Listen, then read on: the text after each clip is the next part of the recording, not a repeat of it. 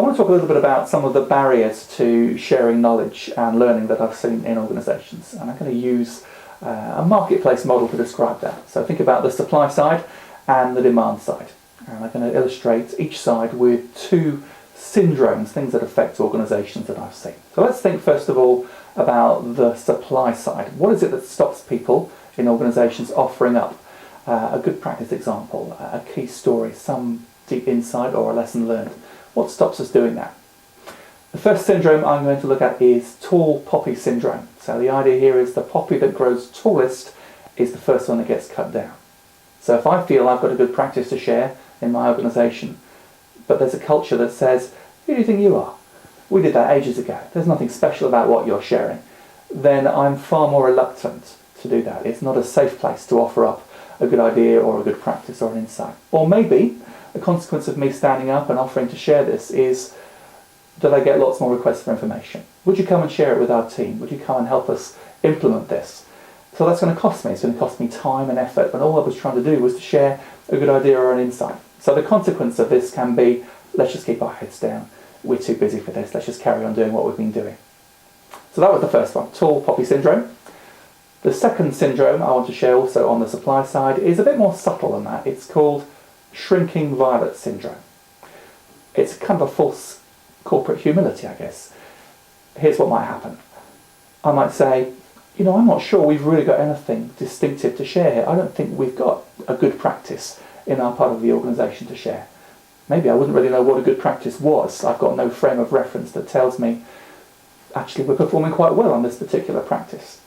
So what happens is I'll tend to keep quiet. Let's leave it to the central team, leave it to the head office, leave it to the policy makers, leave it to the recognised experts in the organisation. Let's just carry on doing what we're doing. But I don't think we've got anything to share. We can't participate in this marketplace.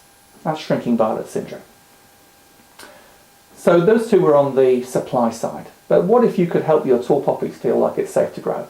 And you could tease out your shrinking violets and help them realise actually they do have something distinctive to share and they need to do that.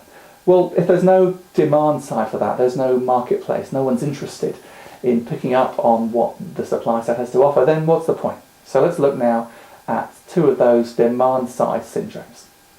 So the first syndrome on the demand side I want to talk about is not invented here syndrome. I'm sure you're familiar with this. It's the corporate antibodies that come out in order to reject or resist anybody coming up with a new idea or an insight or a good practice that came from the outside, came from outside the team, came via a method which the team are uncomfortable with or unfamiliar with. So it's that natural resistance that says, well, that may have worked for you in company X or organisation Y, but it would never work for us here.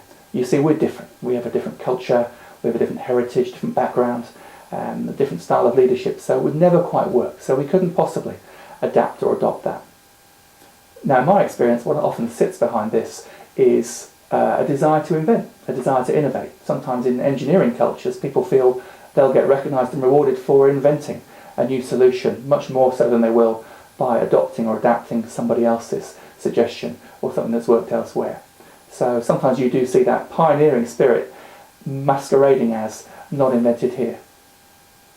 The final syndrome I want to talk about on the demand side is another, I guess, a macho one really, and I suspect as men we suffer from this more than women do. I've called it real men don't ask directions. Now, you know how it is. You're out driving the car, or even the passenger in the car, and you've got lost. And you're reluctant to wind down the window and ask somebody for directions because you'd rather muddle through yourself and find your own way through. And often in corporate cultures there's a very similar sense. We don't like to ask for help at the beginning of a particular activity or project because we feel that we're supposed to be able to tackle these things ourselves. Why would I parade my incompetence in front of my peers when I don't see the people who've succeeded in this company or this organisation doing those sorts of things?